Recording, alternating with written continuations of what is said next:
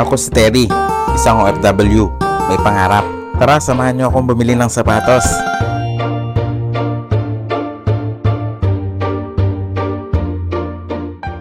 Nasira nga pala yung sapatos ko nung nakarang linggo.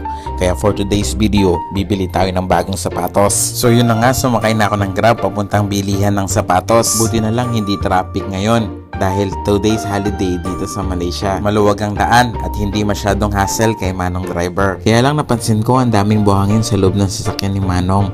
Siguro baka dahil holiday kaya hindi pa siya nakakapaglinis. So yun na nga, after few minutes nakarating na kami sa aming destination at syempre nagbayad na ako kay Manong driver. At bumaba ng sasakyan at pumasok na sa mall. At pagpasok ko, bubungan sa akin ang mga Chinese designs. Oo nga pala, celebration ng Chinese New Year ngayon. At halos lahat ng mga mall dito sa Penang ay may mga ganitong designs. Dali-dali na pala akong pumunta ng 3rd floor para puntahan ang outlet kung saan ako bibili ng sapatos. Dito pala tayo bibili ng sapatos sa Royal Sporting House.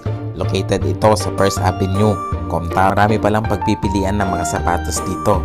Halos lahat ng brand ay nandito na. Bukod na sa matibay na, mura pa kumpara sa ibang mall dito sa Pulau Pinang. Both ladies and gentleman shoes, meron sila dito sa Royal Sporting House. Oops, hindi nga pala ito sponsor video ha. Royal Sporting House, Buchanan. Ito pala yung unang napili kong sapatos. Kaya lang sabi ni Kuya, pang babae lang ito. Hi Barbie! At pangalawang pili ko, ito ang natipuhan ko.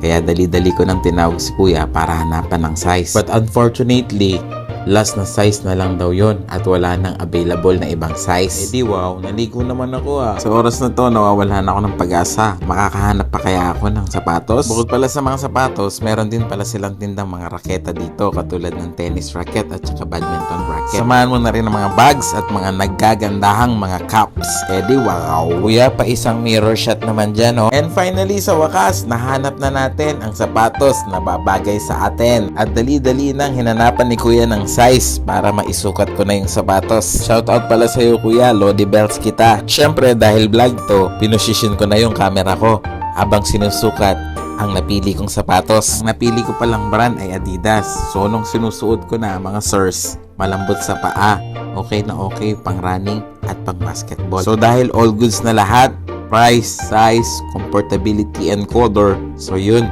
kinuha ko na at binili ko na. Maalala ko noon sa Apo o kaya Changi ako bumibili ng sapatos. Yung tipong pang 1 week lang tapos sira na.